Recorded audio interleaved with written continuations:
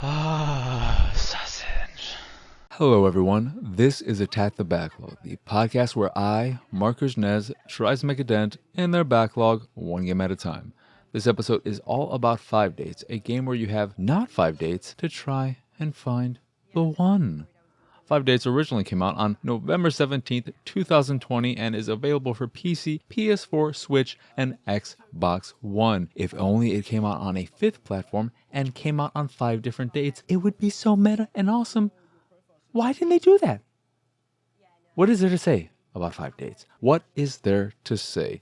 5 Dates is not that bad. It's a game that could so easily have slipped into cringe-worthy territory, and yet it manages to avoid it at every turn. Well, almost every turn. Are the conversations with your bro, that's friend bro, not we came out of the same vagina bro, kind of weird? Yeah, he's a character all right, but the more important part, the dates, are handled surprisingly well. While not perfect, the dates feel overall natural, organic, and most importantly, genuine. Sure, some dates are better than others, as are some potential partners, but ultimately, it all comes down to preference more than anything else. For instance, I couldn't escape my date with the vegan yoga enthusiast fast enough, but a date with the RN who enjoys herself a cocktail and a silly joke or two, sign me up! The biggest disappointment of 5 Dates is its lack of representation. But I get it. The more you offer, the more work you have to do, and it's much easier and surely much cheaper for a small studio to limit the scale of one's game. I should also mention, since I haven't thus far, 5 Dates is entirely FMV, so you're seeing real people and not CG or hand-drawn characters or anything like that. If that makes you feel icky just thinking about it, best stop listening now, because while it's nowhere near as bad as it could have been, since this isn't a game about spying on others, 5 Dates still can't escape that voyeuristic feeling, even if it's very, very small. Back to the game's limitations, while the potential partners are limited in terms of sexuality and how they identify, and you're limited to playing as a straight cis white male by the name of Vinny, if you don't mind role-playing or happen to be a heterosexual man, I think you'll get a kick out of 5 Dates. Is it amazing?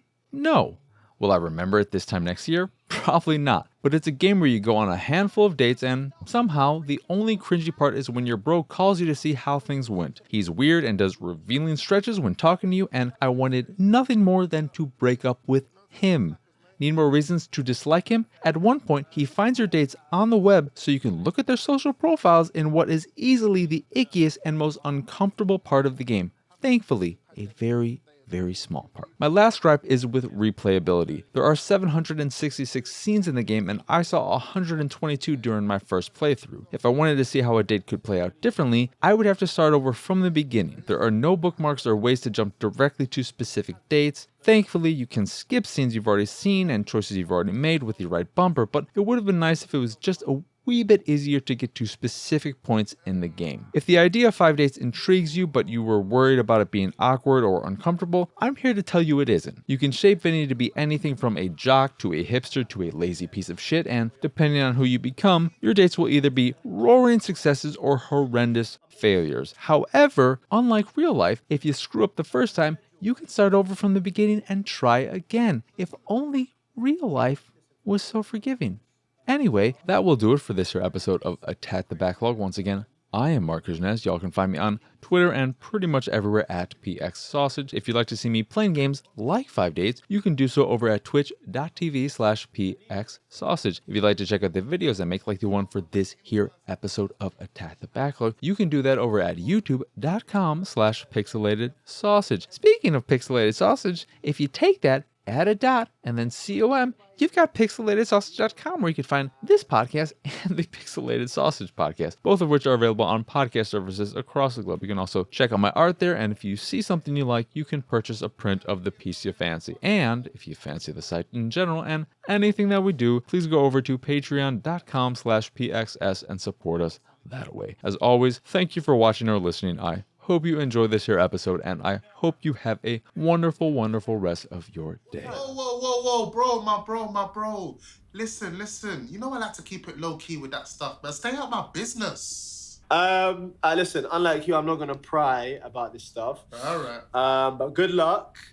Just to impress. Don't play video games. Okay. I got it, bro. Cool, man. I'll catch you later. Peace.